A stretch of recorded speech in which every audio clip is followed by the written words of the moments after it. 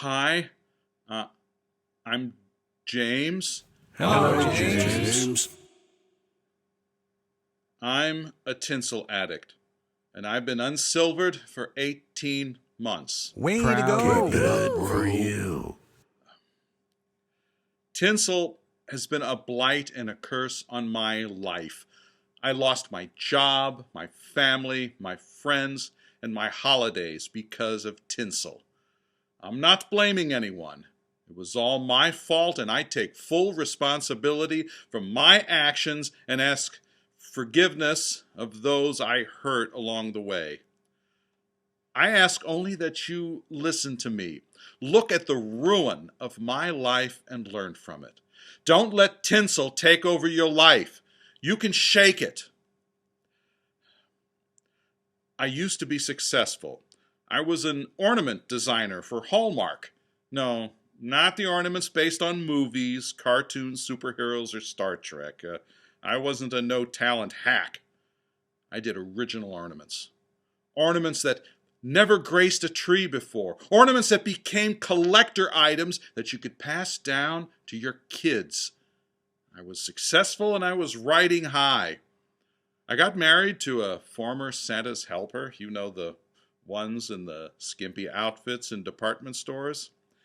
We had two wonderful kids and lived in a big house with a chimney large enough to fit Saint Nick, his pack, plus Donner and Blitzen. A three-way with toys, as I used to say.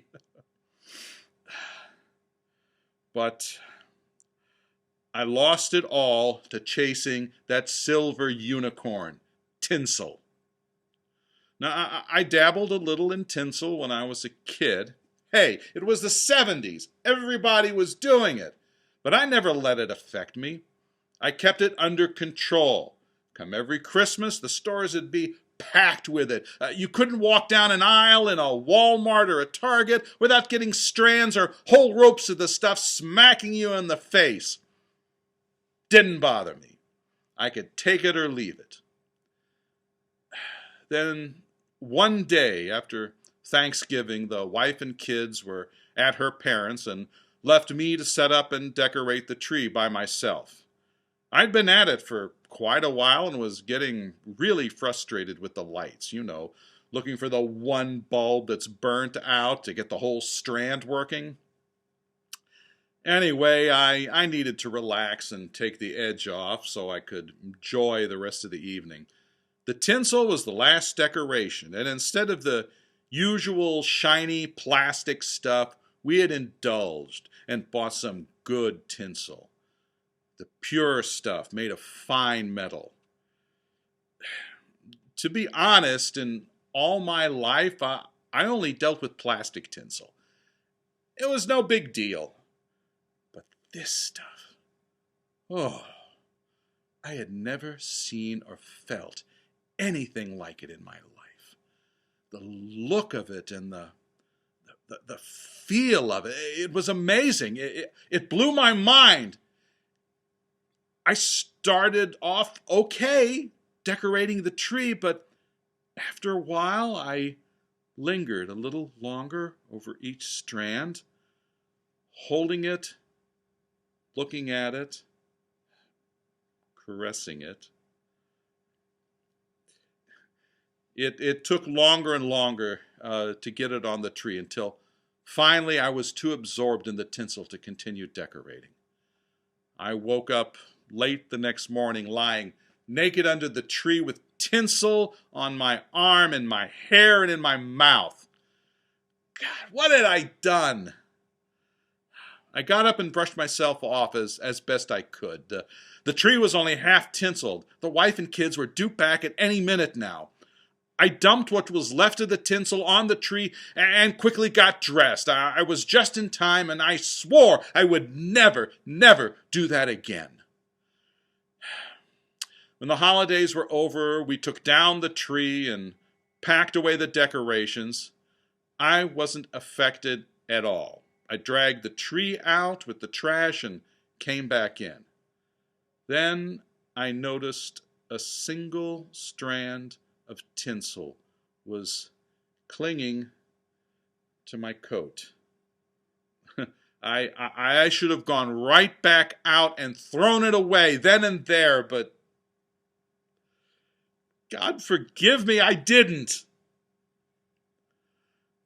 I put it between the pages of a book, and I tried to forget about it. Well, I couldn't. All that year I would secretly take out that book and stroke the tinsel. How I made it until next Christmas, I don't know. I volunteered to go out and buy the tree that year and pick up decorations. I got about 50 boxes of tinsel and hid them in the garage. I figured it would be enough to last me the year. The first year, it did. Later on, it didn't. Each time I touched tinsel, it didn't have the same effect as the first time. I needed more and more tinsel to get the same rush. Every year I'd get more and more tinsel, and it would last less and less each year. My wife and family started to notice. Boxes of tinsel took up most of the garage. Odd pieces of tinsel would be hanging off all my clothes and pretty soon the furniture around the house and the cars. One day my wife gave me an ultimatum. Quit the tinsel and seek help, or she would pack up the kids and leave. I said, hey, it wasn't a problem. I can quit any time.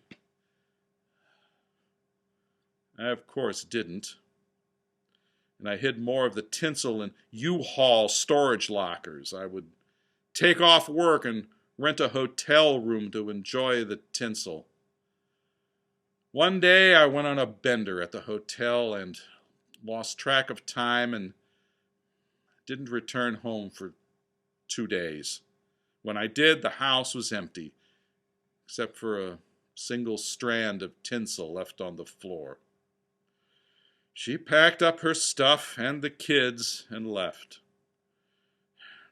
She divorced me and got the house and took out a restraining order to keep me from visiting the kids. My work suffered. I couldn't design anything Hallmark liked. Soon the movie and superhero ornament sales skyrocketed and nobody wanted my work. I was out of a job.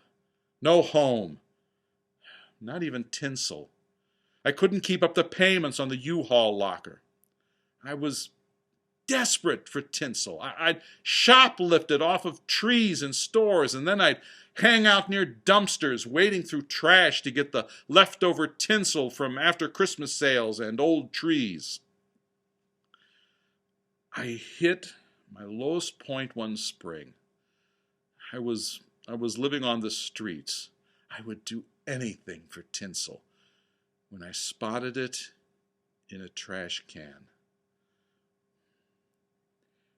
It wasn't tinsel, but I was so desperate and I had sunk to this level.